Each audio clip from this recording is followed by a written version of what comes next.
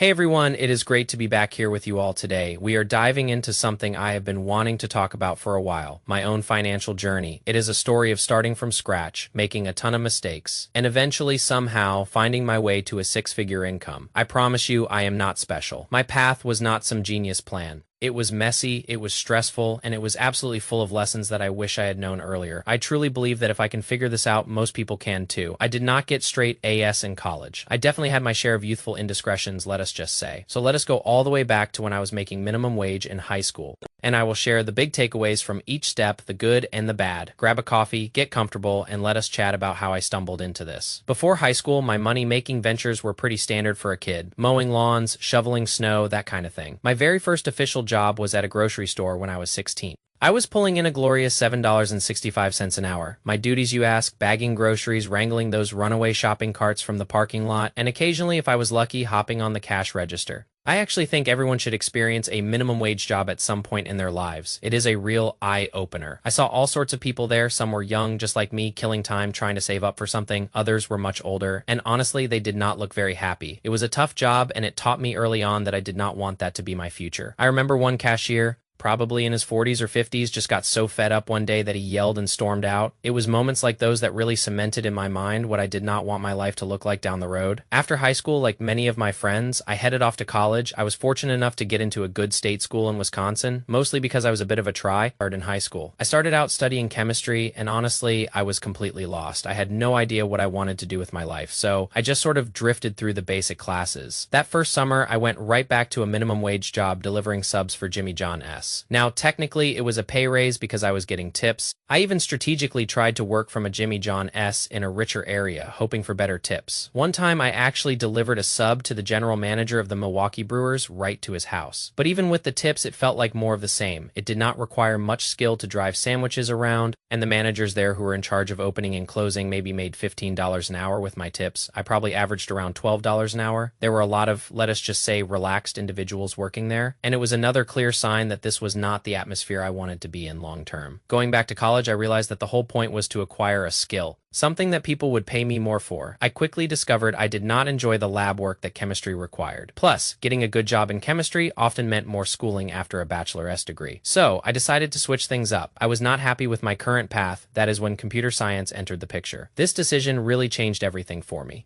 I was at a family gathering and mentioned I was switching to computer science. It turned out my aunt worked for a small IT company and could help me get a job. I told her honestly that I did not know much about computers, but I was willing to work hard and learn fast. They gave me an interview, and I landed the job making about $14 an hour. I was ecstatic. This was during college, so I would go to work after classes. My grades definitely took a hit because of it. I was getting real-world experience, but my study time was pretty much non-existent. This was my first taste of a real desk job. I sat in a cubicle and felt like an adult even though it was mostly intern-level work. I cleaned out the IT closet, kept inventory, and did a lot of tedious tasks. I was practically bringing people coffee in the mornings. Any computer issue, I was there to fix it. I learned a ton about troubleshooting and how to keep people happy with their technology, but even then, I felt a bit underutilized. I knew I wanted something more during my junior year. I went to the university career fair. The room was packed with booths from all sorts of companies. I noticed that all the big tech giants, like Apple, Facebook, and Google, had these massive lines. You would have to wait for 2 hours just to get a couple of minutes with a recruiter. So I walked around, and what did I see? The insurance companies, those big, boring, but very rich insurance companies, had almost no lines at all. I thought, why not? I got in a very short line and talked to a large insurance company based in Wisconsin. They liked me,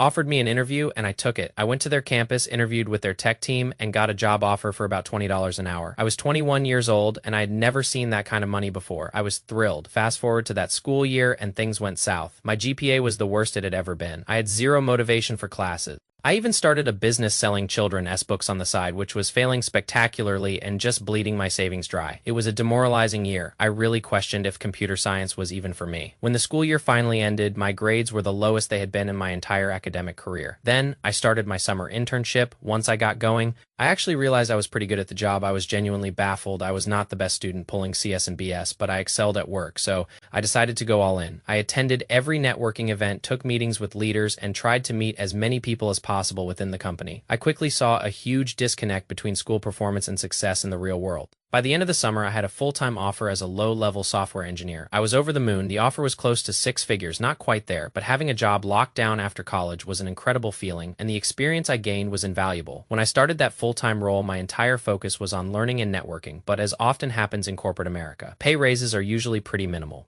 You can have an amazing year and they might give you a 3% raise. It is not exactly life-changing after about 3 years, and facing a lot of rejections for promotions that just were not happening. I started looking around. I talked to some of my coworkers about their pay and realized they were making $20,000, even $30,000 more than me. That was a huge shock, and it immediately made me want to leave. I set a clear goal to land a job with a six-figure salary in 2021. I kid you not, I applied to hundreds of jobs. I created an entire spreadsheet tracking different companies and application links. I just kept sending out my resume over and over again. I tracked the statistics, and while I cannot recall the exact percentages, I would get a reply and an interview offer about 10% of the time. Out of those interviews, I ended up with 2 job offers. One of them finally hit that coveted six-figure mark, so I made the switch to the job I am in now, and I am making well above that six-figure threshold. The market was good back in 2021 before things got a bit more uncertain. There were definitely other factors, but that is how I did it. It was not some groundbreaking strategy, just the traditional path of getting basic jobs in high school, going to college, doing internships, and working your way up. It is a very repeatable journey. Now let us talk about some of the key takeaways that can help you on your own path to a better financial future. First, develop a skill. Think back to those jobs at the grocery store and Jimmy John S. The reason they do not pay well is because almost anyone can do them. They are important jobs, but let us be honest. Bagging groceries, stocking shelves, or delivering subs does not require a highly specialized skill set.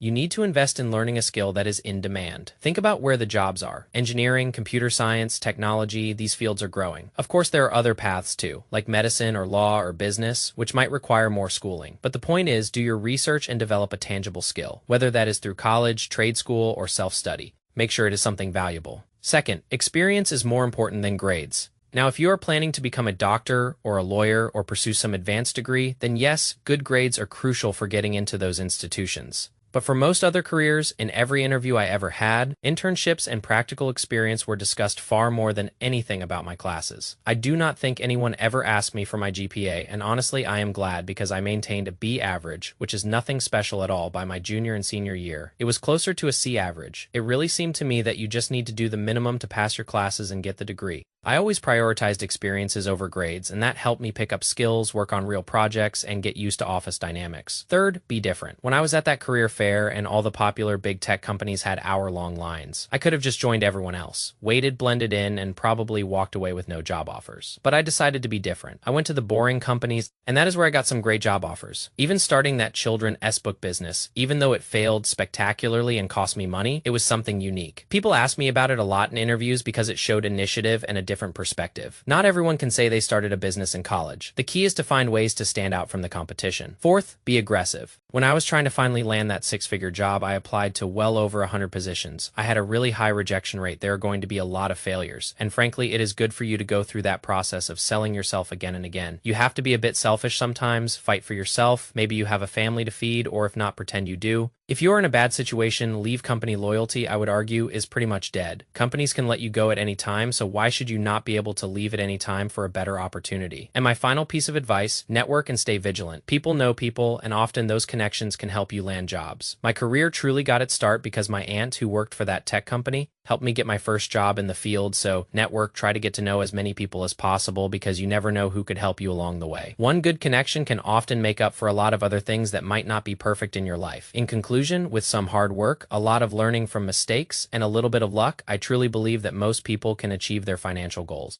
A six-figure income is extremely doable for many. You have got this. Let me know your thoughts in the comments below, and thank you for watching. Please consider subscribing if you enjoy this kind of content. Peace out.